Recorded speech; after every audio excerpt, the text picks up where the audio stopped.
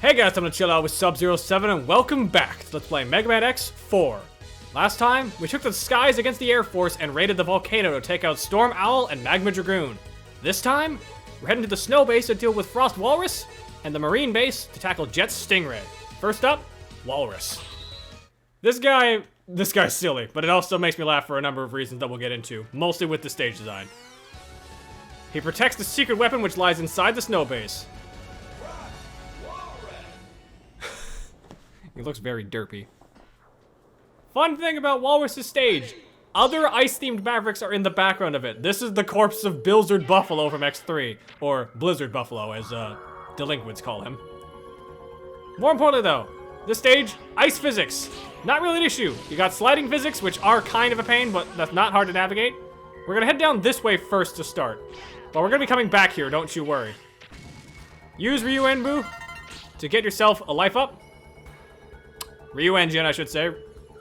That's the right term. God dang, it's always hard to remember these. So many fucking terms for Zero that I always forget the name of. Yeah, Ryu Engine is extremely helpful for this place because, you know, fire. Fire beats ice. Duh. For now, we can just focus on using Zero's double jump. Koenbu is actually extremely helpful in this regard because of the double jump. But we're gonna need it for a couple things. For one thing, there is a particular item that I'm hoping to get over here. Head up this way. Cross over these spikes and be careful because, again, spikes are instant death.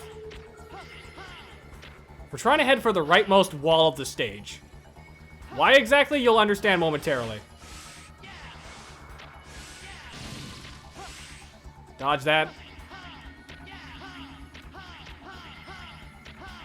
Uh-oh. Here we go. Double jump. Do this again. And we get this. This is the EX item.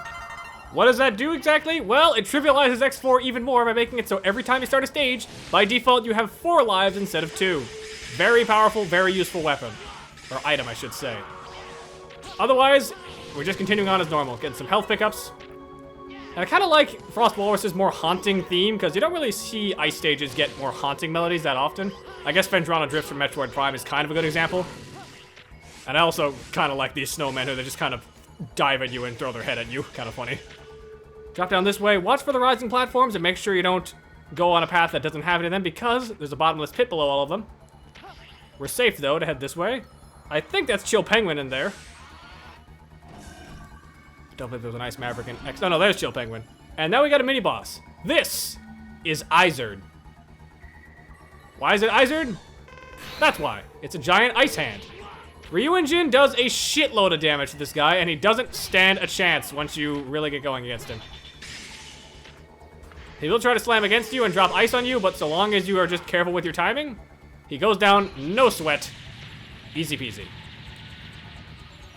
On to Area 2. Now, they actually do change the track for the background for a snow base here, which I kind of like. Also, the boys are kind of frozen. Poor bastards. I kind of feel bad for the Mets. But you can free them if you choose to slash at the ice. There is other things frozen in the ice, though, aside from the boys. We got these projectiles, or turrets, I should say, that move around and shoot lasers at you. They're not that dangerous, all things considered, but they can be if you're not careful. You got these things that blast a line of fire vertically, which can be hazardous to you. For now, we want to keep an eye out because there is a weapon tank that we want to grab. It's around here somewhere. Grab that small health. I believe we gotta head upwards to really get what I'm looking for. Yep, there it is, right there. This is a W tank. This restores weapon energy. Not the most useful for Zero per se, but extremely helpful for X in the event that you don't either A, get the head upgrade, which gives you infinite ammo, or B, you really like using charge up special weapons. Now watch out because this bird is dangerous. If that thing gets the chance, it will freeze an entire portion of the stage and turn enemies frozen and give you ice spikes to deal with. Kind of a dangerous enemy, but nothing you can't handle if you just attack it fast. As Zero, pretty easy to deal with that thing. As X, it's a bit harder. Nice spin attack. Uh-oh. Let's showcase it, I guess, just to separate things. Yeah, it'll turn spikes. It'll form ice spikes on the ceiling. It'll freeze certain Mets so they can't move.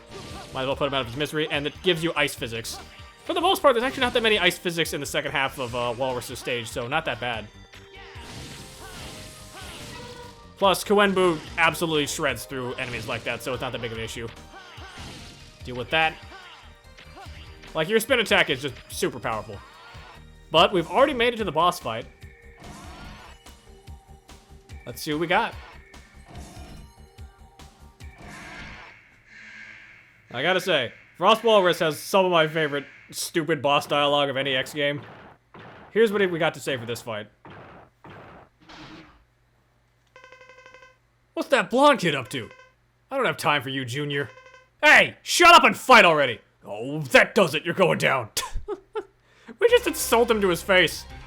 Ryujin staggers him. Can't really do much against us like that. He will go for a dive attack, which does a decent amount of damage, but as you probably have guessed by now, big Mavericks, they're really susceptible to getting stun locked or just falling exceptionally fast. The bigger they are, the harder they fall, I suppose.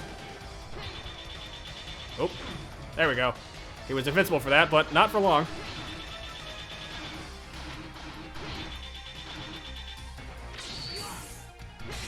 Drops ice around you. This fight really isn't hard so long as you just keep using Ryujin. He kind of goes down pretty easily. Case in point, he's dead.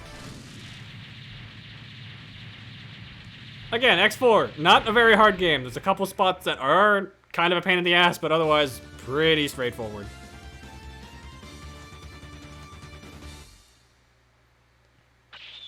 Nice and easy.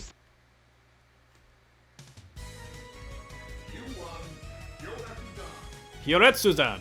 This one, you're not going to be using this that much. Down on the special move button while jumping. A dive attack, effective against surface enemies. This has some uses, but it's probably one of the least useful weapons in Zero's arsenal for X4. Which I suppose isn't saying much because there's a lot of useful tools for Zero, but yeah. Alright, Marine base though. This is where things get interesting because we're after Jet Stingray. He destroyed the city and escaped to the sea. This stage is extremely unique for this game because it's entirely on speeder bike. You can jump, you can shoot, you can dash. You can even shoot more. No charge shot for the speeder bike section. Just shooting, jumping, and dashing is all you got. There is a heart tank here and there is a sub tank, so be careful. I believe this first segment is where the heart tank is, and I gotta be careful with this. I'm pretty sure I'm not supposed to jump at the next big rise up. Yes. There we go. This segment can really be challenging if you're not used to the speeder bike controls, so keep that in mind. The bridges like to collapse from underneath you. It's important to just practice good jumping and only boost when you absolutely need to. Like now! Ah, fuck.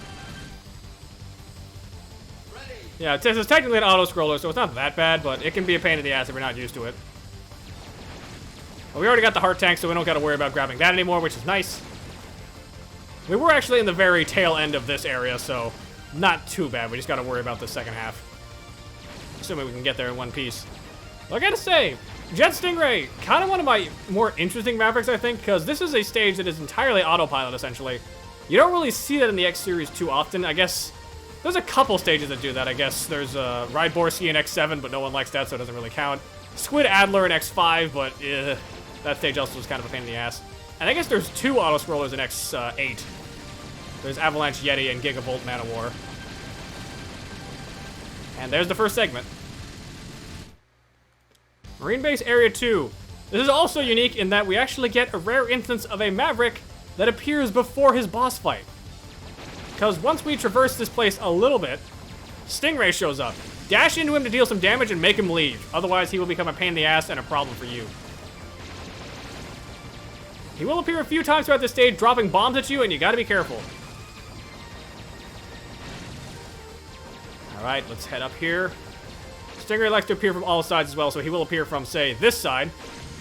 One good dash will be enough to get rid of him, though, so keep that in mind. Okay, there's gonna be a segment coming up that we need to do. Yep, jump. Got the sub-tank from that, nice. Be careful with your boost there, because you can miss it if you boost too high. But I think we got everything. Yes, we did. Let's go deal with him.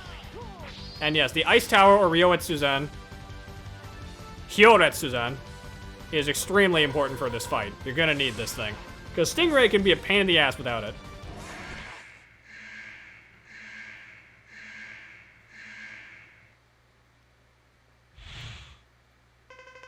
Arg! He's still after me! Enough already. We settle this now. Yeah, Zero doesn't really talk back to Stingray, which is kind of weird.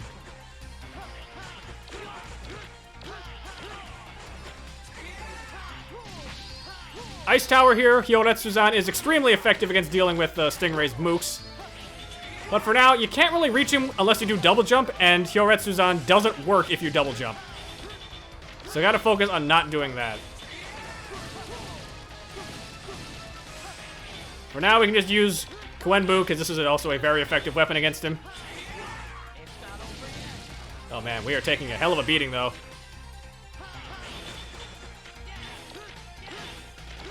He mostly just drops these chasers from the ground. These things are not that big of an issue so long as you're willing to deal with them. Ow. Suppose I shouldn't have said anything.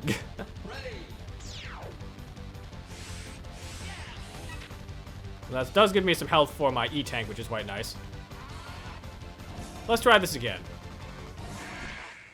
Because I don't think this fight is particularly infuriating, but it is certainly a more challenging fight than Frost Walrus is, even with his weakness.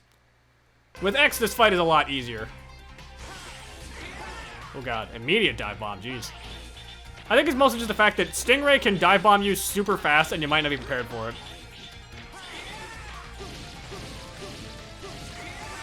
Yeah, like that. Like, he might just decide to dive bomb you out of nowhere, which can be really crazy. Yeah, he's doing a lot today, what the hell? What's going on?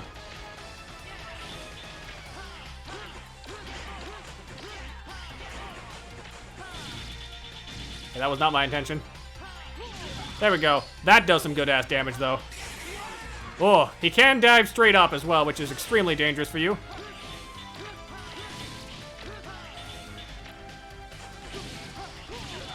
Ice Tower to just take care of that. He'll dive straight up once again. And he shoots these pink chasers sometimes as well. These things will drop on you from above if they can. But they're not that different otherwise.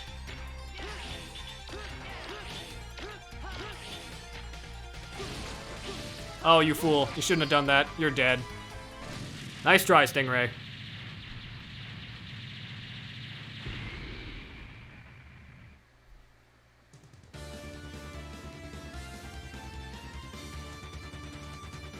Seven Mavericks down. One to go. We even warp out complete with a splash sound effect. That's nice. Hien Kyaku. This one is also kind of neat. Dash button while jumping, which essentially is just your air dash. You don't get much else from it, but that's useful, I suppose. And that is all of our tank upgrades as well. We have one more heart tank to go and one more weapon to get. Quite nice. Now, of course, the age-old question, how does X fare with these fights? Well, X fares about the same as Zero with Frost Walrus' stage. For one thing, Rising Fire does the exact same job you need it to do, getting that heart tank. But before we go any further, I actually want to showcase something kind of neat. If you take the time to actually go back to the start of the stage and climb up the walls here, you get a pretty nice reward for yourself if you make the trip over.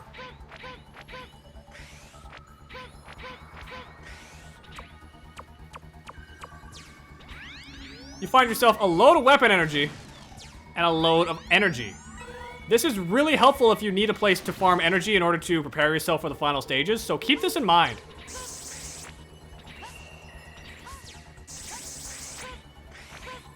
Because there's extra lives here, there's a ton of energy, there's just a lot.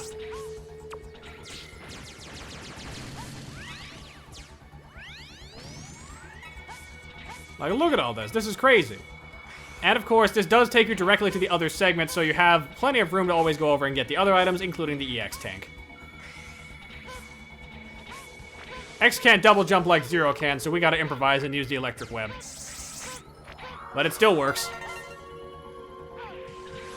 You can also break the platforms here in case you want to try and get down faster. Kind of convenient, but it might be a bit of a challenge if you're not used to aiming right.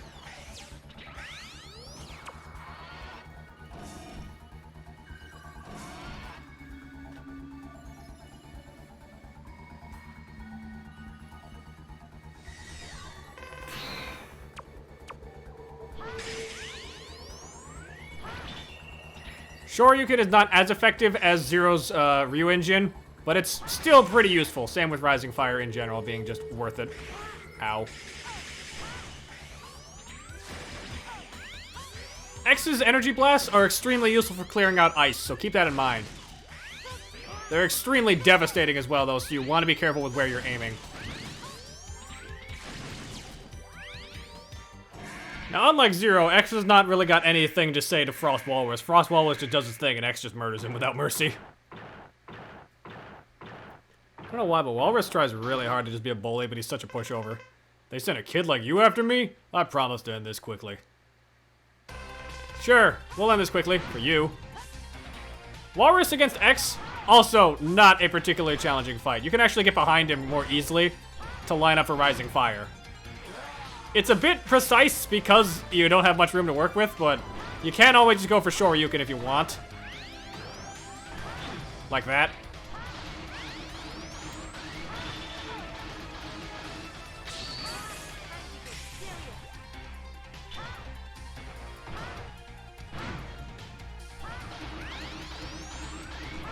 Uh-oh. There we go. That could have been bad. Luckily, we did not touch him with that last hit, so that's Frost Walrus down.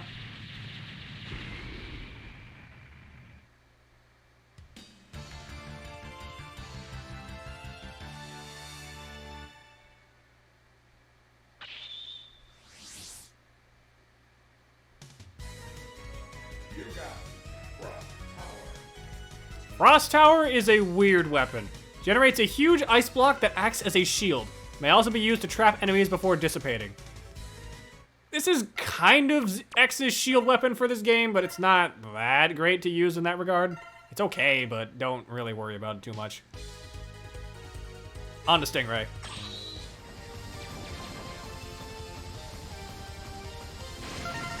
There we go. So X and Zero have literally the exact same stage layout, and since neither of them have any way to use their special weapons or anything, it's the exact same method to get the hard tank and the sub tank in this stage. The boss fight, though, is different, because X can cheese this fight. I'm impressed that you found me, but your search is over. Get ready, X. Stingray as X is kind of a joke. Put on the ice and freeze him solid. This shield is pretty powerful, especially since it even interrupts his dive bomb. Like, Frost Tower rips him asunder. Ow. And I think he's a bit peeved about that, too. There's really not much that Stingray can do with this.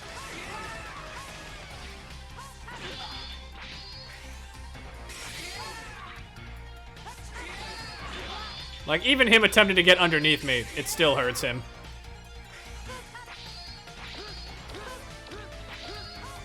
Take care of that. Frost Towers is a pretty good shield as well in that it can also deal with his projectiles. There's just not much that he can do in this. Just kind of screwed over the instant I get this weapon. Without it, the fight's not even that hard either because, you know, we're X. We can just shoot him from a distance. We don't have to get up close. So we can avoid his dive bombing attack pretty easily. Though just for the sake of variety, we'll show off our charged up version, which causes a screen clearing attack. Pretty powerful, especially to poor sap Stingray here, who is very, very dead.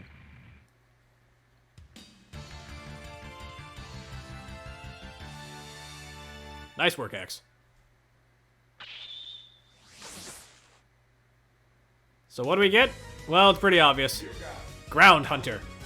It's the same projectiles that Stingray was using himself. Fires mini Stingray drones that race across the ground, effective against enemies on walls and floors. Push down while the Stingray drones are flying to command them to fall. Kind of a neat idea with that one, but you don't really see much use from these things otherwise. Like, you don't need much for this game. You can just use the plasma shot on most enemies. Though it is effective on a couple things. But that is it for us. Back to you, Zero Man. Thanks, X-Me. But that'll do it for us. Next time on Let's Play Mega Man X4, we're going after the final of the 8 Mavericks / Beast aboard the military train. And maybe doing a little bit of cleanup before we head off to see if we can stop Repliforce. Till next time, ice out.